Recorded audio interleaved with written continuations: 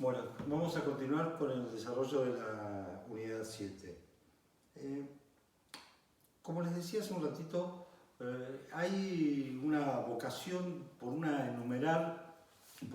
realizar en el texto constitucional enumeración de derechos de una forma amplia y de lo más precisa posible. Esto, independientemente de que como técnica es bastante cuestionable, lo cierto es que tampoco está tan mal fijar con los criterios, los objetivos de determinadas políticas públicas a desarrollarse, a seguir. Muchos de ellos, particularmente los derechos individuales clásicos, ya están en el texto de la Constitución Nacional, de modo que, ¿qué sucede cuando esto, como sucede en nuestros casos, está desarrollado también en mayor extensión o con mayor grado de detalle que en las constituciones provinciales? Bueno, por supuesto, lo que digan las constituciones provinciales, y este es el principio, no puede alterar, aunque parezca una verdad muy obvia, el reparto de competencias que establece la Constitución Nacional. ¿Sí? De modo que en aquello, por ejemplo, que es regulatorio del derecho de propiedad, bueno, cada uno lo va a poder regular en el ámbito de su competencia material. Los municipios regulan también el derecho de propiedad y a veces de forma muy importante cuando regulan la materia urbanística, hasta dónde se puede construir, cuánto, etc. Y fíjense si esto incide o no en el valor inmobiliario de la propiedad inmueble, ¿no? Valga la redundancia. Quiero decir que, y aquí en orden a los derechos, las constituciones locales pueden establecer mayor extensión de derechos, mayor precisión, pero obviamente no pueden ser estos resguardos menores que los que establece la Constitución Nacional. Siempre en el ámbito de su competencia. Recuerden ese principio del artículo 31 de que la Constitución Nacional es ley suprema, etc., en tanto y en cuanto sean dictados en consecuencia de la Constitución. Es decir, van a ser ley suprema si se ajustan al reparto de competencias.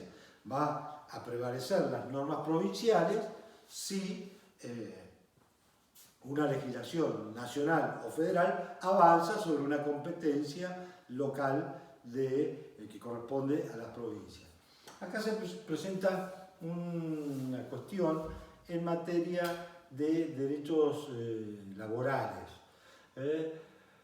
porque las constituciones establecen una serie de derechos de los trabajadores y de las organizaciones sindicales que en términos generales replican o amplían lo que establecen las normas nacionales sobre la materia, que son normas cuya atribución le corresponde al Congreso, artículo 75, inciso 12, que el Congreso sanciona en cuerpos unidos o separados los códigos entre otros, del trabajo y de la seguridad social.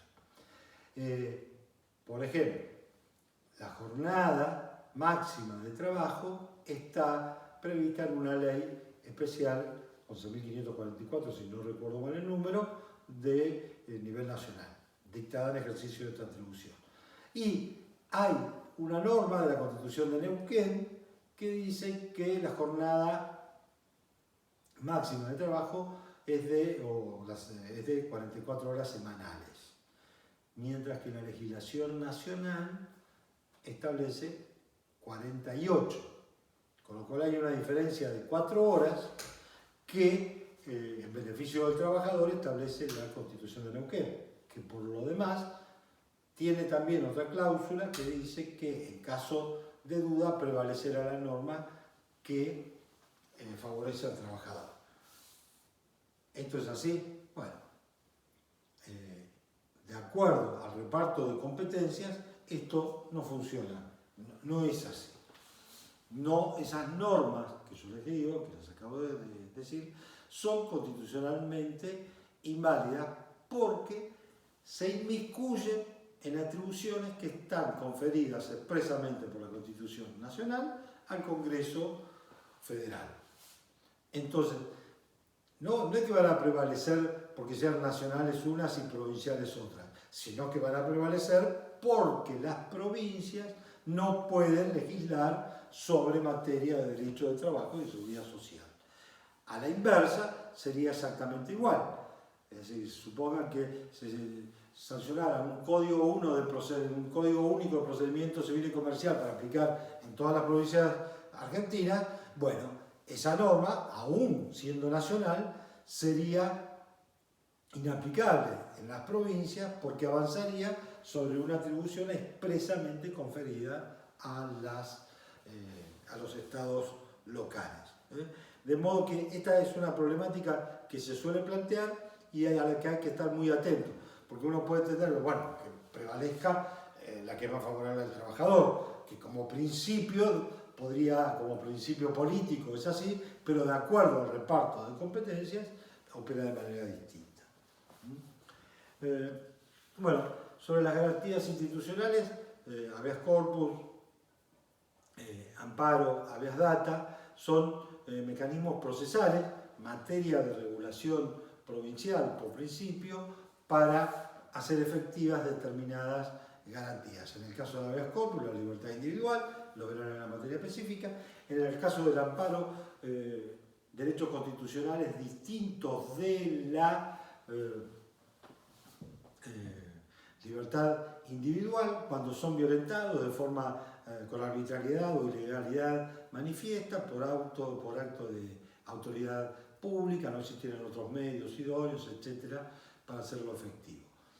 Y habeas data vinculado al derecho al acceso de los datos, en este caso de los organismos provinciales o municipales. Aquí hay algo interesante, aunque esto después lo van a desarrollar en otra materia. En materia de amparo, el amparo opera, como alguien lo ha explicado bien, no solo como un derecho, como amparo derecho, sino también como amparo proceso. Es decir, hay normas en la Constitución Nacional, en el artículo 43, que establecen ciertas cuestiones de procedimiento que si no estuvieran en la norma constitucional nacional, podrían ser libremente dictados. Con lo cual quiero decir, lo que está en el artículo 43, menos que eso en favor del amparista, no puede haber. Y en caso de discordancia entre la legislación provincial y la nacional y la Constitución Nacional, va a prevalecer lo que está en la Constitución, porque aquí ya no hay reparto de competencia, aquí hay reparto de competencia, pero la propia Constitución Nacional establece normas procesales en el procedimiento judicial de amparo. Una particularidad que tiene la provincia de Río Negro, que ha establecido constitucionalmente el amparo con una amplitud tal que, en mi opinión, está mal hecho de ese modo. El amparo tiene que ser un remedio residual ante la ausencia de otro remedio eficaz, pero está hecho de tal forma de que prácticamente cualquier cuestión podría funcionar, activarse por vía de amparo. Y es lo que dice la Constitución. Sin embargo, no es lo que dicen los tribunales, que en términos generales los tribunales de Río Negro siguen la jurisprudencia nacional o de otras provincias, pero que no tienen la cláusula constitucional, con lo cual jurisprudencialmente se ha restringido y mucho lo que dice la Constitución, más allá de que, en mi opinión, la solución constitucional de Río Negro en materia de amparo no es la que entiendo adecuada, pero es la que dice la Constitución. Y en esto, claro, ustedes dirían, sí, pero se abarrotan los tribunales, o podrían abarrotarse los tribunales de acciones de amparo sin siquiera intervenir los abogados, porque no se exige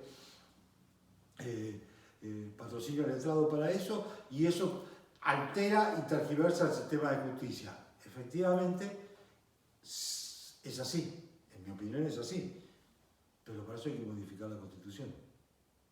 Pero bueno, será cuestión de los rionegrinos en alguna futura reforma constitucional cuando en algún momento lo considere.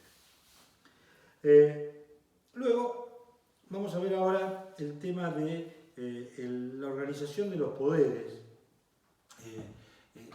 la organización del sistema político. Yo diría que el diseño institucional tanto de Río Negro como de Neuquén está enmarcado, esto ya lo vimos en la bolilla introductoria, dentro de lo que denominaríamos un sistema fuertemente ejecutivista, fuertemente presidencialista. Digo ejecutivista para que sea omnicomprensivo de los distintos órdenes estaduales, nacional, provincial y municipal, pero donde hay un fuerte liderazgo del poder ejecutivo. Y una división de poderes estructurada más o menos como a nivel nacional de una forma bastante rígida. Lo que en la realidad opera según sea el sistema electoral que efectivamente tiene. Y ahora vamos a ver las diferencias entre Río Negro y Neuquén. Pero digamos que en primera característica hay un ejecutivismo, un sistema presidencialista fuerte parecido al sistema nacional. Sí hay previstos, aún yo diría que tiene en una gradación democrática, de democracia, una un estándar más grave, más riguroso, democrático respecto de la propia Constitución Nacional. Es decir, por ejemplo, se admite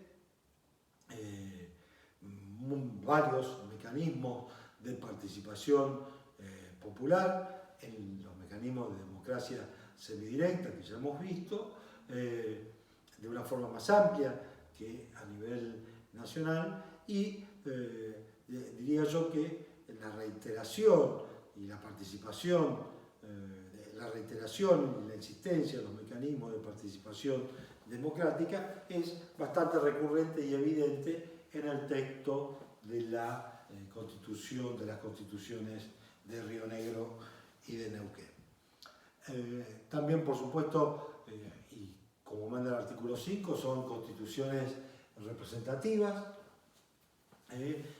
La representación es amplia en la legislatura, los sistemas son unicamerales. Y vamos a ver más o menos cómo es el trazo grueso, porque lo vamos a ver con precisión en el desarrollo de las bolillas que siguen, el trazo grueso del esquema de división de poderes. Tenemos, en primer lugar, como corresponde siempre, el primero, el poder legislativo, que es el poder representativo, el poder popular. Por supuesto, como nos señala, por ejemplo, muy bien Sartori, el sistema electoral para llenar las bancas de la legislatura, en este caso, va a tener distintas consecuencias, distintos efectos, según el marco en el que se inscriba. Quiero decir, en los sistemas presidencialistas, como los que tenemos nosotros, el sistema de representación que se adopte va a tener distinta incidencia en el sistema político según cuál sea. En el caso de Neuquén y en el caso de Río Negro se adopta un sistema representativo de representación proporcional. Esto es, la asignación de bancas de acuerdo a la proporción que haya, que tenga cada partido, cada lista, con los votos obtenidos. Solo que en el caso de Río Negro está atenuada. El sistema proporcional es un sistema que es consustancial a los sistemas parlamentarios, ¿sí? Porque permite la amplia representación de la sociedad en sus diversos facetas, y que promueve la atomización de los partidos y promueve la conformación de partidos más o menos cargados ideológicamente, cosa que en mi opinión está muy bien. ¿Y esto por qué sucede? Bueno, porque luego el gobierno se forma de acuerdo a las mayorías que se obtienen en el Congreso, donde todos, a fin de conformar esa mayoría, cuentan y son relevantes. De hecho, suelen ser muy relevantes para la conformación del gobierno partidos pequeños, pero que tienen cierta afinidad con el partido mayoritario, que es el que, por definición, en primer lugar, trata de organizar el gobierno en los sistemas parlamentarios. Mientras que, también lo señala Sartori, el sistema de representación proporcional en los sistemas presidencialistas, en la medida en que se atomiza la representación política, puede optar a la conformación de la mayoría del partido de gobierno, con lo cual se produce una disfuncionalidad en el sistema. Algo que sucede en el sistema político, en el diseño político institucional argentino, como creo que ya lo explicamos. Porque la representación parlamentaria no está acorde en la gran mayoría de los casos. Hace falta ganar 2 o 3 elecciones seguidas del partido de gobierno para tener mayoría en las 2 cámaras, y no tiene correlación el estado de la opinión pública con la composición parlamentaria. Y las constituciones no solo tienen que establecer sistemas de control del gobierno, que por supuesto que lo tienen que establecer y está muy bien, sino que tienen que establecer instituciones que sean idóneas, que sean aptas para llevar adelante el ejercicio del gobierno democráticamente elegido. Con lo cual quiero decir, en términos políticos, en términos de eficiencia, y básicamente en términos de democracia, donde el primer principio aplicable, no el único, pero el primero y el principal, es el principio de la mayoría, el sistema tiene que hacer posible el gobierno de la mayoría. El sistema de representación proporcional suele obstaculizar este inconveniente, o suele obstaculizar esta idea de que el gobierno sea un gobierno de mayoría. No obstante, en Neuquén, por ejemplo, esto se ve muy claramente, donde hay un partido hegemónico que gana todas las elecciones provinciales, que es el partido del Movimiento Popular Neuquino, pero rara vez tiene mayoría en la legislatura. No obstante, es muy hábil para tejer acuerdos y, la verdad, no ha sido problemático para el Movimiento Popular Neuquino gobernar sin la mayoría parlamentaria, porque siempre consigue los aliados necesarios, los votos necesarios para llevar adelante sus decisiones. El sistema electoral de la provincia de Río Negro, en mi opinión, es de mucho mejor factura, porque se elige básicamente la mitad de los representantes, considerando la provincia como distrito único, en Neuquén es toda la provincia como distrito único, y el resto de la provincia, esto lo establece la ley, se divide en circunscripciones que eligen 3 legisladores cada uno. También por representación proporcional, pero en el que generalmente el que gana se lleva 2. Con lo cual, la proporcionalidad, si bien hay proporcionalidad al ser menor el número de bancas a repartirse, tiende a darle ventaja a la mayoría. Yo diría que es un gobierno de en el sistema en su conjunto pasa a ser un sistema de representación proporcional corregido con tendencia a consolidar la mayoría. Y esto, en términos de diseño institucional en un sistema presidencialista, me parece que es positivo, ¿no? En mi opinión, yo ya se los he dicho, yo soy militante de los sistemas políticos parlamentarios, me parece que son muy superiores y creo, escribí algún artículo que debe estar en la bibliografía hace muchos años, sobre que también las provincias no solo que pueden, sino que deberían avanzar en la conformación de diseños institucionales de tipo parlamentario. Pero no es la tradición, no es lo que ha avanzado, no sé, algún día probablemente estas cuestiones se consideren.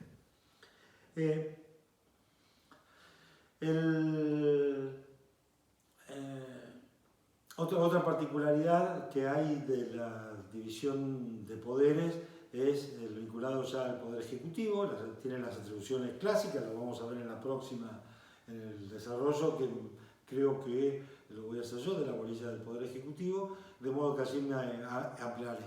Solo que en el caso de Río Negro, la Constitución le atribuye mayores poderes a través de la posibilidad del dictado de decretos de necesidad y urgencia, que en el caso de Neuquén está expresamente vedado. No obstante lo cual, tampoco esto ha sido obstáculo ni para el ejercicio del gobierno, ni tampoco para el dictado de decretos contrarios a la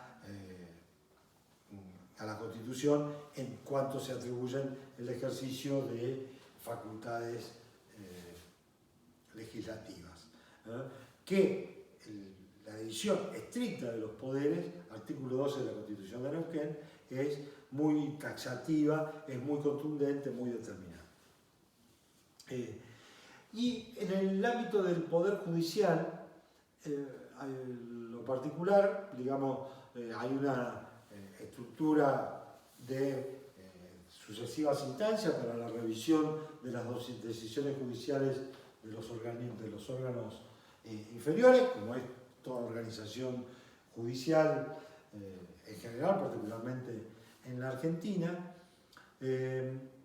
pero lo particular es la competencia que se le atribuye al Tribunal Superior de Justicia, no ya como Tribunal de Justicia, sino como Tribunal Constitucional.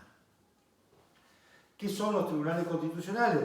Bueno, son organismos que están encargados del control de constitucionalidad de las leyes y lo hacen de una forma objetiva y con decisiones con efectos generales.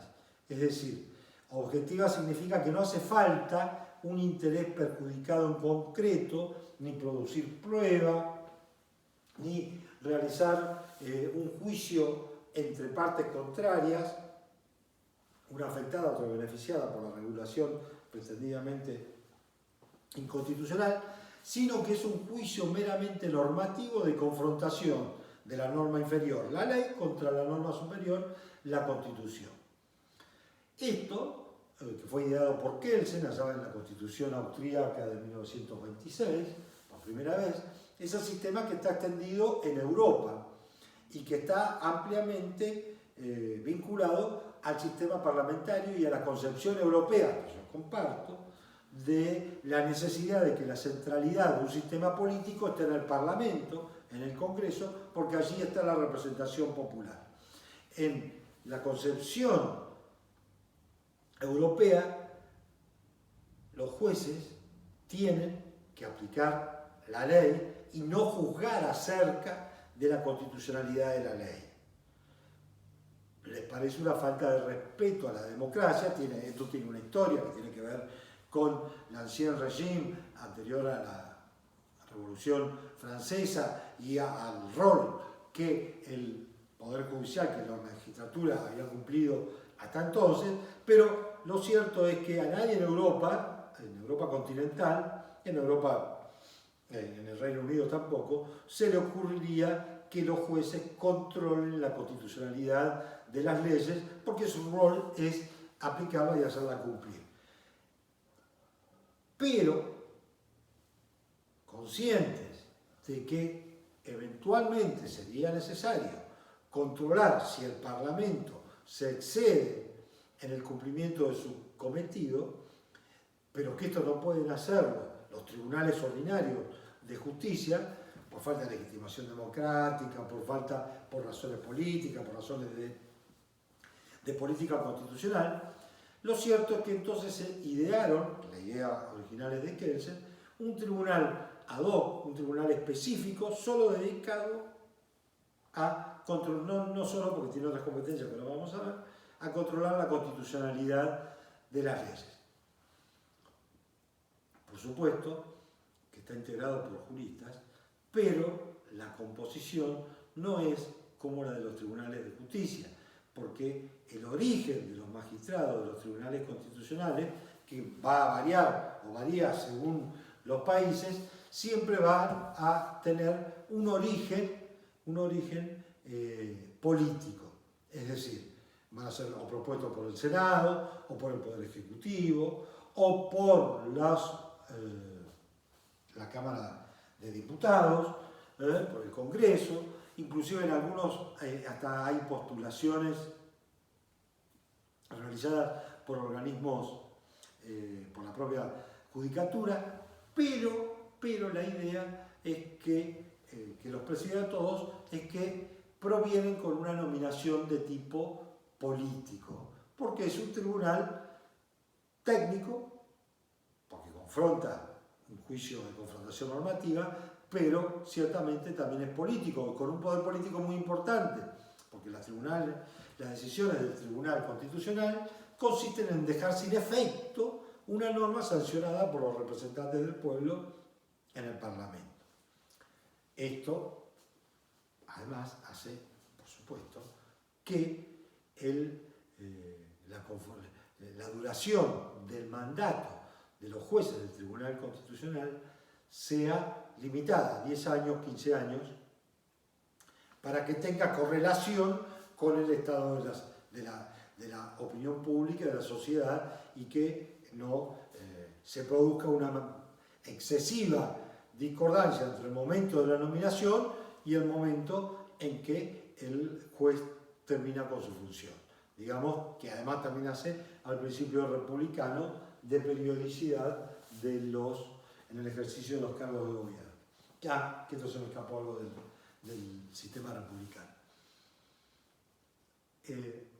Por eso, ¿no?, yo creo que en nuestras provincias este control objetivo de constitucionalidad o debería ser realizado por un tribunal constitucional del tipo europeo, que a lo mejor es excesivo crear un tribunal constitucional en una provincia, porque tiene que tener la jerarquía inherente al control de constitucionalidad, pero a lo mejor su carga laboral no sería demasiado y no se justificaría. La solución más expeditiva, más fácil y más democrática, en mi opinión, es, en todo caso, acrecentar la legitimidad democrática del Tribunal Superior de Justicia a través no del mecanismo de designación, porque el mecanismo de designación es suficientemente amplio, se exigen mayorías importantes, sea en el Consejo de la Magistratura, en el caso de Río Negro, sea en la legislatura, que es la que lo designa a propuesta del Ejecutivo en el caso de Neuquén, que es por 2/3, pero por la limitación del mandato de los jueces del Tribunal Superior. En mi opinión, no es inherente al sistema republicano de gobierno que los jueces deban estar de por vida, pero particularmente en el Tribunal Superior de Justicia, que es la Corte local, la Corte de las provincias, me parece que es claramente no solo un tribunal político, sino que tiene no solo funciones políticas a través del control de constitucionalidad, sino que en este marco de la acción de inconstitucionalidad tiene también poder legislativo, porque puede derogar una norma. Y tan legislativo es sancionar como dejar sin efecto, de forma general, una norma jurídica. De modo que la función política de nuestros tribunales superiores, en mi opinión, debiera conllevar necesariamente con una limitación de la extensión de los mandatos de los jueces y podrá discutirse si es necesaria, si es posible o no una reelección. En mi opinión, un juez del Tribunal Superior de Justicia no debería integrarlo por más de, digamos, 10 años, 15 a lo sumo, y en cualquiera de los casos, en mi opinión, sin una reelección inmediata por lo menos. Me parece muy importante que particularmente los jueces que deciden los temas jurídico-políticos como Tribunal Constitucional tengan una legitimidad de origen democrática no muy lejana temporalmente hablando. Pero bueno, con esto ya les anticipé también un poco sobre el Poder Judicial, no les anticipé, les expliqué particularmente sobre el Poder Judicial en cuanto es diferencial. Y tanto la provincia de Río Negro como la de Neuquén tienen un mayor control horizontal del poder, si se quiere, fuera de la tripartición clásica. Claramente hay otros organismos de control, como los tribunales de cuentas, encargados de verificar la correlación entre el gasto efectivamente realizado por el Poder Ejecutivo con la autorización legislativa para hacerlo, a través del presupuesto, es decir, el Tribunal de Cuentas controla que se gaste de acuerdo al presupuesto y no como quiere el Poder Ejecutivo, por una parte, bueno, y el procedimiento efectivamente legítimo ya lo veremos con precisión cuando desarrollemos los organismos de control, ¿no? También está el Defensor del Pueblo. En el caso de Neuquén fue incluido en la Constitución de 2006, vamos por el 2020 y todavía no tenemos Defensor del Pueblo en la provincia de Neuquén. Sí en la provincia de Río Negro. Bueno, las dos constituciones, por supuesto, tanto la de Río Negro como la de Neuquén, establece el sistema representativo y también el republicano, y ciertamente se cumplen los estándares republicanos de división de poderes, ¿no? El estándar republicano de división de poderes se refiere básicamente a la división funcional, no a la división política de poderes.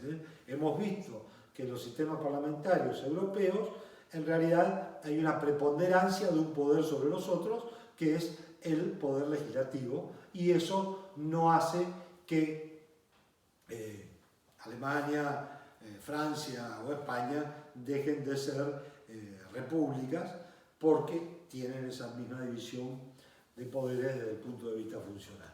Publicidad de los actos de gobierno. En el caso de estas provincias, esto se extiende particularmente también al poder judicial. Hay mecanismos justamente para el resguardo de la publicidad de los actos de gobierno, periodicidad en el ejercicio de las funciones. Aquí es interesante también el tema de la reelección para el ejercicio de las funciones, tanto en el ámbito legislativo como en el ámbito ejecutivo. También es un tema importante, digno de análisis. Yo les confieso, he ido cambiando de posición con el tiempo, pero como voy a desarrollar eso después Poder Ejecutivo, allí veremos la problemática de las reelecciones. De modo que, en términos generales, podemos decir que tenemos diseños institucionales relativamente modernos, relativamente eficientes al momento de poder ejercer los gobiernos, el ejercicio del gobierno, con las salvedades realizadas precedentemente. Y más que en las virtudes, yo haría un breve resumen de las objeciones que merece este diseño institucional. Por allí existen demasiadas políticas públicas cristalizadas en el texto de la Constitución. Eso tiene una objeción democrática porque hace perdurar la decisión de hoy respecto de la decisión de mañana. Es decir, la democracia es que tenemos el derecho de tomar nuestras propias decisiones. No existe motivo político democrático que justifique que quedemos atados a decisiones políticas tomadas hace mucho tiempo, en otras circunstancias, y que merecen ser cambiadas y que no pueden ser cambiadas por la dificultad para la reforma constitucional. Y aún obtenidas la mayoría para la reforma constitucional, muchas veces existen razones políticas que no hacen aconsejable esos cambios de regla del juego y se quedan postergados esas reformas de forma indefinida. Y lo que es peor, tiene como efecto la de instar al salteo, instar al incumplimiento de las normas constitucionales. Como les explicaba en la primera parte, este claro incumplimiento del Tribunal Superior de Justicia de Neuquén, que en el caso Echeverri hizo prevalecer en la práctica una decisión legislativa respecto de la decisión constitucional. Y como lo ha señalado algún constitucionalista también por allí, Padilla, que ¿por qué se va a estar, y si para el ciudadano es evidente el incumplimiento por parte del Estado de muchas normas constitucionales, ¿por qué el ciudadano se va a sentir obligado a cumplir la Constitución? Bueno, la verdad es que muchas de estas cuestiones efectivamente suceden en la práctica. Por ejemplo, en la Constitución de Neuquén hay una norma que dice, la tenía por aquí, se me pasó en la parte anterior, que las utilidades provenientes de la explotación del petróleo, gas, carbón, etc., deberán emplearse en la realización de obras productivas que constituyan beneficio permanente para la provincia, que favorezcan especialmente a la región donde se encuentre y la industria extractiva u otras zonas con posibilidades especiales. Y por allí también dice, no lo tengo aquí, que un artículo que no se puede utilizar el producto de las regalías, es decir, la compensación por la detracción de los recursos naturales no renovables para solventar gastos corrientes del Estado.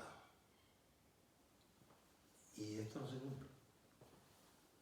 Esto no se cumple porque, bueno, por una cuestión de necesidad, el Estado tiene que solventar gastos corrientes con estos recursos. Y nadie se plantea seriamente que se cumpla la Constitución en este tema. Entonces, dice, si la Constitución no se cumple íntegramente, porque me voy a sentir yo obligado a cumplirla íntegramente. Podría ser una línea de razonamiento. En mi opinión, la Constitución debe cumplirse y hay que modificarla tantas veces como sea necesario, por una convención constituyente o por una enmienda constitucional. ¿Cuál es el problema desde una perspectiva democrática en que las reglas de juego institucionales que están en la Constitución se modifiquen según los cambios que se van produciendo en la sociedad? Eso es una Constitución democrática. Una Constitución que cristaliza decisiones que, como la del 57, se tomaron 6 décadas atrás, con amplio consenso, pero con circunstancias absolutamente distintas de las que fueron evolucionando en la historia de la humanidad. De modo que ese déficit me parece que hay que atenderlo. Nosotros tratamos en la facultad, en esta materia por lo menos, de abordar el estudio con pensamiento crítico, no solo hacer una exposición de la normativa vigente, sino pensar el porqué de una norma y si está bien o es bueno que esa norma permanezca vigente, ¿no? Las normas, como les decía en las primeras clases, y particularmente las normas constitucionales, y particularmente las normas que toman decisiones políticas, son resultados de la política. Entonces, en la medida, la política democrática consiste justamente en la posibilidad de cambio permanente de las mayorías. Y la adecuación de las decisiones políticas, no vamos a profundizar aquí, pero claramente la regla de la mayoría es inherente al sistema democrático, de modo que tenemos que pensar en sistemas que hagan posible el autogobierno de la sociedad a través de sus representantes, pero autogobierno al fin y al cabo. Bueno, un último párrafo para el último punto de la bolilla, que está vinculado a al régimen financiero, que ya vimos el otro día en el orden nacional, y que en el orden provincial, como les anticipé, se establecen algunas precisiones. Básicamente, y para no ser redundante e ir redondeando la clase, las dos constituciones establecen los principios que regulan la tributación. Doy por sabido en qué consiste, porque lo vimos hace poquito, ¿no? Neuquén, artículo 143, dice: la legalidad, igualdad, equidad, proporcionalidad, progresividad, simplicidad, certeza y no confiscatoriedad constituyen la base de los tributos y las cargas públicas, las que se establecerán inspiradas en propósito de justicia y necesidad social. Lo que hace distinto de los principios generalmente admitidos en materia tributaria, algunos explícitos en el ámbito nacional, es básicamente, como les expliqué el otro día, en la orilla 4, la cuestión de la admisión expresa de la progresividad. Esto es el aumento de las alícuotas en tanto mayor sea la capacidad contributiva del obligado al pago del impuesto. Norma similar tiene la Constitución de Río Negro, artículo 94, dice: la igualdad, proporcionalidad, no confiscatoriedad y progresividad constituyen la base del impuesto y de las cargas públicas. Se establecen inspirados en propósito de justicia social, de justicia y necesidad social. Se puede eximir el patrimonio y la renta mínima individual y familiar y demás casos previstos en esta Constitución. Se grava preferentemente la renta, los artículos suntuarios y el mayor valor del suelo libre de mejora. Es decir, usted tiene mucha tierra, produzca. Si no, le gravo en mayor medida la renta. Hubo una gran discusión sobre este tema, así como ahora está con el impuesto a las grandes fortunas. En el gobierno de Alfonsín hubo una iniciativa para gravar la tierra libre de mejoras, que afectaba básicamente a los grandes latifundios que no invertían lo suficiente y que hacían una especulación inmobiliaria con el mayor valor de la tierra. Bueno, y los debates, en la medida en que no se cambian las estructuras fundamentales, en este caso en materia impositiva, son ciertamente recurrentes en la historia. El sistema impositivo argentino, que todos dicen que hay que modificarlo de una vez por todas y de una forma integral y conjunta, claro que hay que modificarlo. Por supuesto, no se van a poner de acuerdo, ¿cómo es este economista tan mediático y tan insoportable como Milei? No se van a poner de acuerdo Milei o el otro ultraliberal del SEMA que se llama, que fue candidato a presidente, no me acuerdo. No se van a poner de acuerdo con el ministro actual o con Kichilov, ¿no? Que están en otra orientación. Pero ciertamente, si hay algo para discutir, es el régimen impositivo y los principios que tienen que guiar la imposición. Y fíjense si esto no justifica por sí la convocatoria a una convención constituyente para que todos los argentinos discutamos cómo debe ser el sistema impositivo. No solo qué cobra nación y qué cobra provincia, que eso tiene que ver con el régimen federal y que es muy importante, sino cómo tiene que organizarse el sistema impositivo. Con lo cual habrá, por supuesto, que considerar todas las variables y escucharse todas las voces, pero definirlo por la regla de la mayoría, estos principios que establezcan, que queden en la Constitución. Estos sí, me parece que son estructurales hacia el rumbo de un país, ¿no? Para establecer el rumbo de un país. Y, ojo, a título de principio, porque tampoco se puede incurrir en el problema del déficit democrático en el que van incurriendo las normas que establecen políticas constitucionales claras y precisas.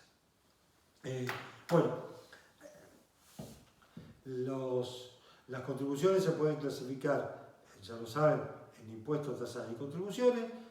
Los impuestos son unilaterales, generales y no tienen correlación específica con ninguna prestación más que las que de forma genérica están a cargo del Estado.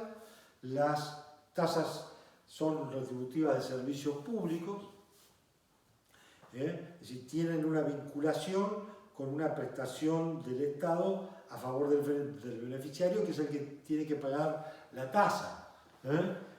La tasa retributiva del servicio de alumbrado, barrido y limpieza que se le paga al municipio, aunque el municipio recoja la basura por sí de forma directa o a través de un concesionario, pero lo cierto es que eso lo paga solo aquel que está en condición de tirar la basura para que se la recojan. El que no tiene, no es titular de un inmueble, pues ese no va a pagar la tasa retributiva de un servicio que se le brinda solo al titular del dominio del inmueble, en este caso. Y la contribución de mejoras es el mayor valor que adquiere una propiedad por la realización de una obra pública, bien digo.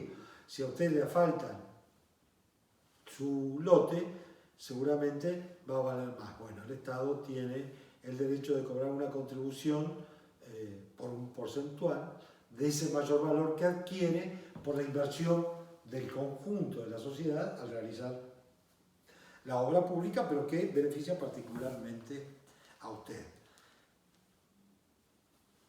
Esto, entre otras cosas, por ejemplo, es lo que justifica en los regímenes municipales o provinciales, pero particularmente municipales, de loteos, a que el Estado se quede con cierta cantidad de lotes, no solo los vinculados a la apertura de calles y a los espacios públicos, plazas, centros comunitarios, etc., sino inclusive se justificaría que a título de titular para integrar el dominio privado del Estado se pueda quedar con la aprobación de un loteo, porque claramente la aprobación de un loteo por el organismo municipal implica un mayor valor al propietario, en este caso del loteo. Todos estos son recursos ordinarios. Los recursos extraordinarios básicamente son los empréstitos. Está discutido en derecho financiero, pero viene a ser un sinónimo de préstamo, solo que tomado por el Estado. Tanto Río Negro como Neuquén son cuidadosos en establecer que estos préstamos tienen que tener destinos específicos para obras, no para gastos corrientes, y que no se puede afectar más de cierto 25%, más de cierto porcentaje para el pago de los servicios, es decir, de los servicios de la deuda, los intereses de la deuda pública. Hay resguardos constitucionales tomados para el endeudamiento a nivel provincial. También un tema que merecería su consideración en una reforma constitucional nacional. Como de hecho sucede en algunos países europeos, que creo que es el caso de Alemania, si mal no recuerdo, constitucionalmente establecen límites a la posibilidad de endeudamiento externo. Y a la luz de la experiencia argentina, una cláusula por el estilo realmente sería muy, muy importante que se incluyera. No solo en resguardo del cumplimiento de la Constitución, sino para que aún en caso de que se incumpla, es decir, que se exceda el endeudamiento más allá de lo que pudiera autorizar la Constitución, como sucede en las constituciones provinciales, bueno, como nadie en derecho puede invocar su propia torpeza, el que accedió o prestó, hizo préstamo a través de un préstamo al Estado, que lo tomó de forma constitucionalmente legítima, luego no pueda estar habilitado para reclamar en función o considerando ese incumplimiento. Y tenemos, bueno, estos son recursos de propia jurisdicción, ¿sí? Las contribuciones, impuestos, tasas, contribución de mejora por una parte, y los empréstitos por otra, son dentro de la propia jurisdicción provincial. De extraña jurisdicción que provienen de otras jurisdicciones están los recursos que provienen de la coparticipación federal, ¿sí? Que es lo que vimos en la unidad 4, y las regalías. Las regalías, como se los dije un par de veces, son recursos ordinarios de extraña jurisdicción y cuyo origen, si bien, en mi opinión, es de naturaleza tributaria, tiene su fundamento en la detracción que se produce a un recurso natural de titularidad del Estado provincial.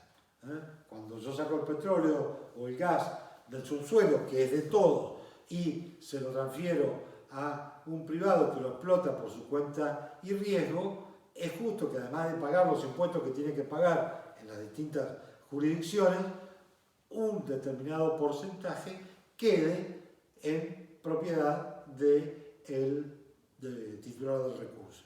En los casos de los hidrocarburos, la norma es la del 12%, aunque a veces se admite hasta el 5%, y la regalía en la Argentina es notoriamente más baja que la regalía que se establece en la generalidad de los países que tienen este sistema que se denomina regalista. Bolivia, por ejemplo, tiene una regalía muy superior, creo que ahora está si mal no recuerdo, la regalía es del 50% a favor del Estado, creo. Bueno, y los recursos de otras jurisdicciones extraordinarios son, también lo vimos en el tema de la coparticipación federal, los aportes del Tesoro Nacional, que son determinados por el Congreso de la Nación son autorizados por el Congreso de la Nación y efectivizados de acuerdo a la ley 23.548 por el Poder Ejecutivo Nacional, cuando el Tesoro de la provincia requiera de ese auxilio federal para pagar los gastos comunes. Bueno, esta básicamente es la idea. Creo que hay un artículo de mi autoría que debe estar entre la bibliografía, consulten eso y nos vemos en la próxima clase virtual con el desarrollo de la bolilla 10, que es el Poder Ejecutivo de las provincias. Gracias.